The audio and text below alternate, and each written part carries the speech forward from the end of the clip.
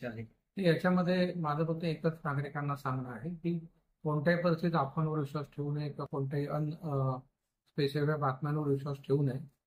पोलिसांचा तपास हा विक्टीम जे आहेत त्यांचा मोबाईल, त्याच्यामधलं सगळं डिजिटल एव्हिडन्सेस हे कोणत्याही प्रकारे टेम्पर न होता आम्ही सायबर एक्सपर्ट मार्फत त्याची तपासणी करून घेत आहोत. त्यामुळे कोणत्याही परिस्थितीत असं ज्या विविध बातम्या चाललेल्या आहेत ज्या तुम्ही मोबाईलबद्दल म्हणताय त्या सगळ्यांवर विश्वास ठेवू नये.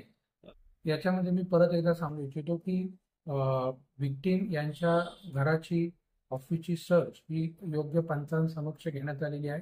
तिथल्या सर्व गोष्टी ज्या जप्त करण्यात आलेल्या आहेत त्यात तपासामध्ये अशी कोणतीही वैयक्तिक डायरी मिळालेली नाही. अशा प्रकारच्या परत अफवांवर विश्वास ठेवू नये.